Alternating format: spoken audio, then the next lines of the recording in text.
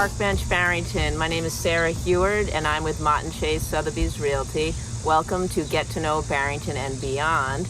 Today, I'm thrilled to be here with Lisa Lowenstein and Bryan Hoffman. Lisa is president and founder of Film Forward, and Bryan Hoffman is co-directing along with Lisa the first annual film festival. So thank you both for joining me today here at Town Hall. And Lisa, why don't we start by having you describe this event that's happening here?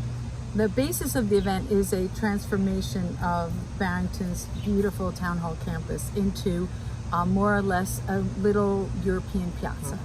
So I lived overseas for a long time, and when I came back to Barrington where I was raised, I looked around and I said, wow, we have this fantastic town center, but we're not really enjoying it the way we could. So the idea is that we'll have different sections of this whole campus divided into different areas for enjoyment. People will be able to listen to live music, they'll be able to have a drink, have something to eat, there'll be activities for kids, and in the end of each evening, because it's Friday and Saturday evenings, we're going to have a film or several films, either small short features or short films or a feature film. Oh, amazing. It sounds like it's going to be incredible here. For those of you familiar with the Town Hall, we have great grounds here, so I can't wait to see it be transformed. What inspired you to take on this huge project? That's an interesting question, and it's an intimate setting because this is Park Bench. We're on a very small park bench, if anyone has noticed. About to fall off. Exactly. Really, I think that I have to give the credit to my dog Lucy. I am an avid dog walker. She's sitting right beneath us. Yeah. And I walk here on this campus all the time. And what inspired me was the scale, the proximity of the buildings to each other, the history in the buildings, the historic role that this spot has had in Barrington's development, how it's been a part of telling our story, and the beauty that comes from all of the care that the town takes in the grounds and the buildings themselves and maintenance. It's a beautiful spot with lots of nooks and crannies, which is what makes people feel that they're in an intimate setting. So it's lots of little living rooms, and that's at the core of really building community, is to bring people into a space where they feel that they belong and they feel that they're in a beautiful setting. Oh, I love it. And Bryan, you're a huge member of this community, always willing to give a lending hand. What do you hope for this community at large it's going to bring to the table here? I think first and foremost to just bring the community together, to get a lot of people out.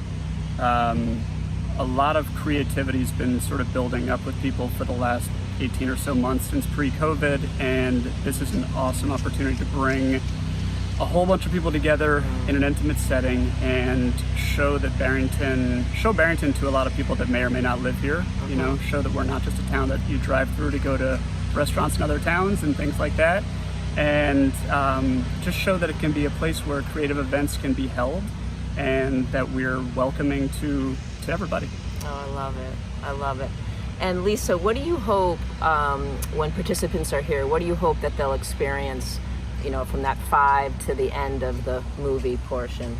I think the biggest goal is to sort of give us back something that COVID took away, and remind us that even during the darkest moments, which we've had, and I think potentially we can experience again, that we are a community, we're not alone, we have neighbors, and that we live in a town that's really fortunate to have the resources that we do. So it's sort of kind of a moment of gratitude, and mindfulness of, wow, this is a beautiful space, and wow, I live with really nice people, and not take it for granted. I think it's a great opportunity to remind people, and that's when people then embrace that, that's something they take away with them, and it gives them strength, whatever they're dealing with, is to remind themselves.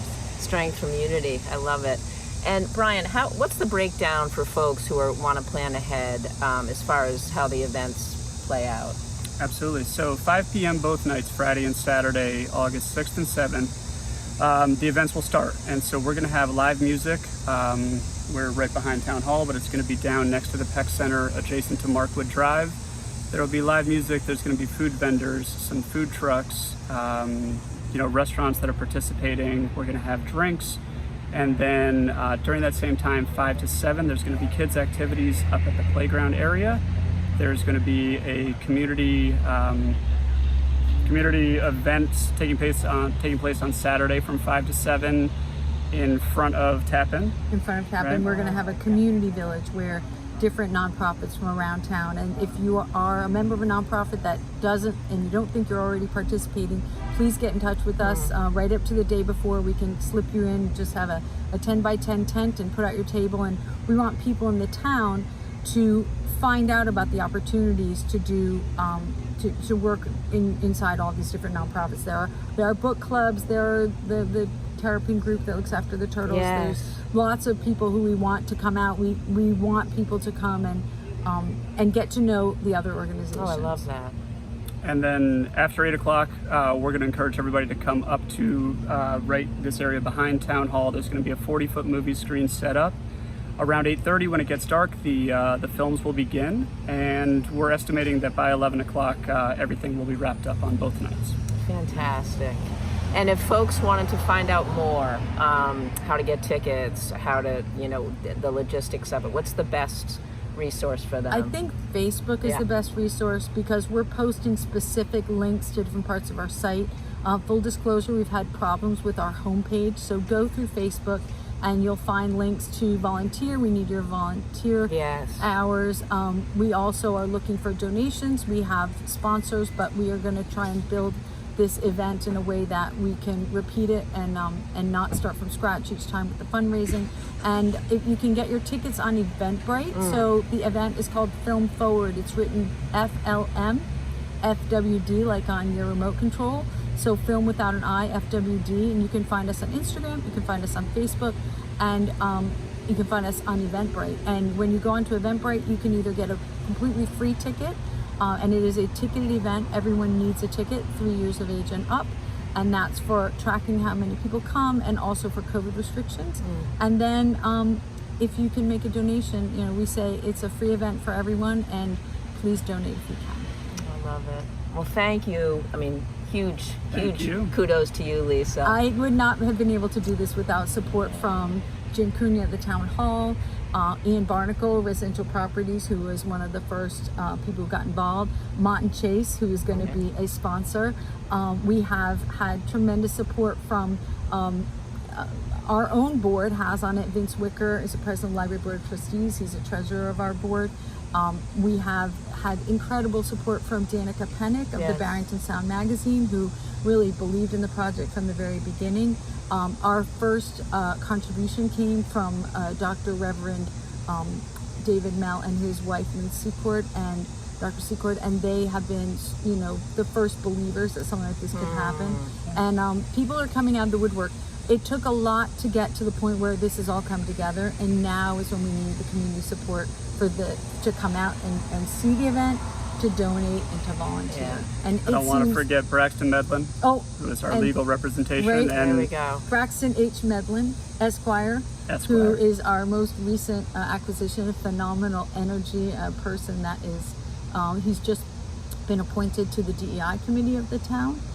He's really going to have, I think, a big impact on our town. Braxton, so he's new to town. Welcome to Braxton. So it truly, you're putting to the testament, it takes a village. I mean, we have the support of the Friends of the Barrington, the Friends of the Bay Spring Community Center. Oh, nice. They were our first fiscal sponsors. We're working with Waterfire, who is also a fiscal agent and is going to be screening the winning films. It's not something we talked about very much, but we actually have had over 1,200 submissions to our film festival, and we have a jury of 5 professionals in the area of filmmaking who are selecting the films for us with guidance from someone who really knows Barrington. Who is Don Mays, who's another one of the columns that this project is standing on. Don is a filmmaker. He's going to be making a film here in Barrington. Oh, neat. And all of these people are really interested in the subject matter. Something we haven't talked about that is, I think, of interest universally is that our initiative this year is to have films about diversity and empathy. But the whole project is about diversity and empathy, the environment, and youth. which we feel are sort of the three elements that bring together Barrington. The three things that people are interested in is to have a welcoming community, to make sure we ensure the safety of our community and our planet, and to take care of the future generations. And that's so, it's so universal in this town. And so this year we're going to do the first festival on empathy and diversity. Yeah. Next year we'll add another one, so we'll have two. One will be on environment. And by the third year, by 2024, by 2023, we will have three festivals, one on diversity and empathy, one on environment, and one on youth. And the big picture is to also be able to provide grants to people to make films on these subjects, otherwise communities make films on these subjects. To support local artists too. Right. Oh, and we do, we actually didn't talk about that we created a category.